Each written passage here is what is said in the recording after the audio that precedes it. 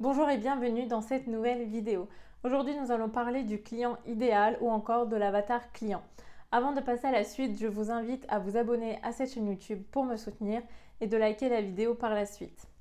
Alors, qu'est-ce qu'un client idéal ou qu'est-ce qu'un avatar client? C'est tout simplement une personne imaginaire que vous allez aider au mieux, qui va reconnaître la valeur de vos offres et qui va acheter vos produits. J'ai vraiment simplifié la chose pour vous expliquer au mieux ce que c'était qu'un client idéal. Je pourrais faire d'autres vidéos encore plus détaillées par la suite si c'est votre souhait. Alors pourquoi déterminer son client idéal? Pourquoi commencer par réfléchir finalement à la cible qu'on veut viser avec ses produits ou ses services? Le fait de se poser même 5 minutes et de réfléchir à son client cible, à sa clientèle cible, ça va vous permettre de gagner du temps et de l'argent. Je m'explique. Ça va vous aider à optimiser vos chances de transformer vos prospects en clients. Donc un prospect, c'est une personne qui est plus ou moins intéressée par vos offres, mais qui n'est pas encore devenu client, donc qui n'a encore rien acheté chez vous. Vous allez avoir plus de chances donc de les convertir si vous vous adressez directement à eux. En effet, le fait de définir et de travailler sur son client idéal va vous permettre de vous positionner clairement sur un marché.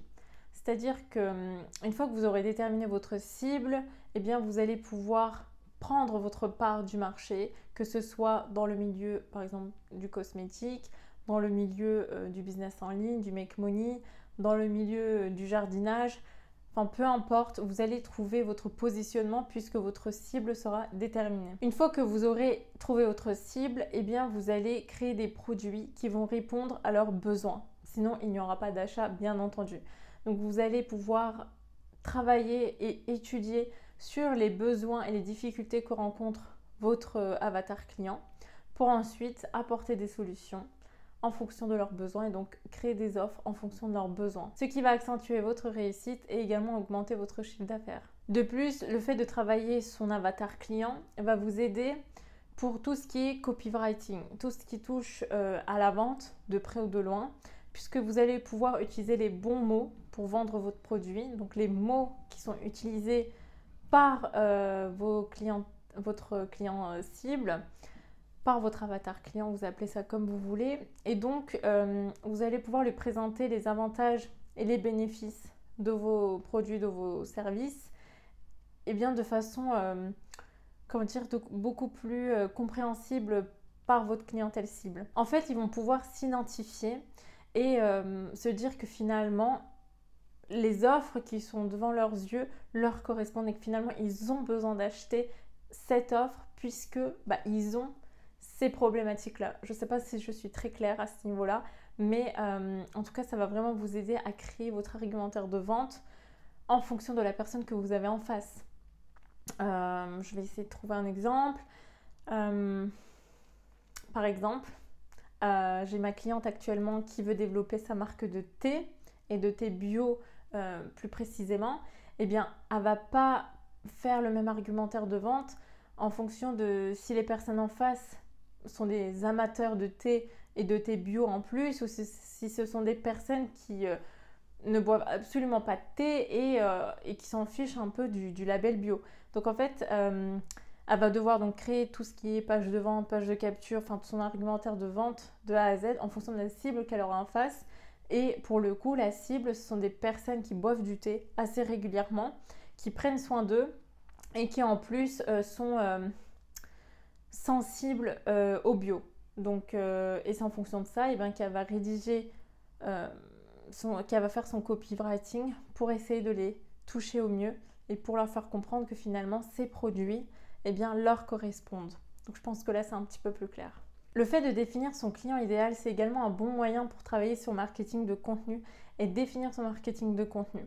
En effet, si vous vous lancez sur les réseaux sociaux pour vendre, ou même d'ailleurs si vous écrivez un article de blog, si vous faites des vidéos YouTube ou quoi, le fait d'avoir une idée des personnes qui sont dans notre cible, ça va vous aider à trouver des sujets de création de contenu, que ce soit sur Instagram pour les posts, que ce soit sur les sujets à utiliser pour la rédaction de vos blogs, de vos articles de blog, que ce soit pour les vidéos à tourner, c'est en connaissant votre avatar client que vous allez pouvoir leur proposer du contenu qui vont être consommés par eux en fait. Donc c'est super important pour la stratégie de marketing de contenu. Si, prenons l'exemple de ma cliente encore une fois, elle est adorable et je pense qu'elle sera contente de voir que je l'ai pris en exemple, mais si par exemple elle ouvre son compte Instagram pour parler de thé et de thé bio donc plus précisément, elle va pas faire des posts sur le café. Enfin c'est logique et donc ou alors elle va faire des posts sur en quoi le thé peut influencer notre bien-être, en quoi c'est bénéfique pour nous, pour notre corps et tout, pour attirer les bonnes personnes sur son compte Instagram et donc ainsi proposer les bonnes offres, les bons produits devant sa clientèle cible pour qu'ils se sentent concernés et vendre par la suite. Enfin, c'est aussi simple que ça. Si vous attirez les mauvaises personnes sur vos réseaux sociaux, sur votre compte, sur votre blog, sur votre chaîne YouTube, etc., bien vous n'allez pas leur vendre puisque ces gens-là, ils ne vont pas être concernés. Si ce sont des amateurs de café et qui ne boivent absolument pas de thé, vous avez beau leur dire c'est le meilleur thé du monde, en plus il est bio, en plus machin et tout, ben en fait, ils s'en fichent. Donc c'est ça que je veux vous dire, j'essaie de vous expliquer en parlant de stratégie de marketing de contenu. Et dernièrement, ça va vous aider à faire votre stratégie de trafic payant. En fonction de où se situe votre avatar client, eh bien vous allez peut-être commencer à faire de la publicité. Sauf que vous n'allez pas faire de la publicité sur Facebook si votre avatar client utilise beaucoup plus Instagram. Donc c'est ça que je veux dire dans le fait de bien définir son avatar client, c'est que si vous ne prenez pas le temps vraiment de définir finalement qui vous visez, à qui vous voulez proposer tel ou tel service, vous allez perdre non seulement du temps, mais pire, et encore je ne sais pas lequel est le plus pire, de l'argent. Donc vraiment, prenez le temps de travailler sur ça. Moi, c'est un sujet que je traite lors de mon accompagnement pour pouvoir justement bien réfléchir à la suite. Quel marketing de contenu faire? Quelle stratégie pour les pubs? Qu'est-ce qu'on fait? On produit du contenu sur Instagram ou sur YouTube? Enfin, c'est vraiment super important.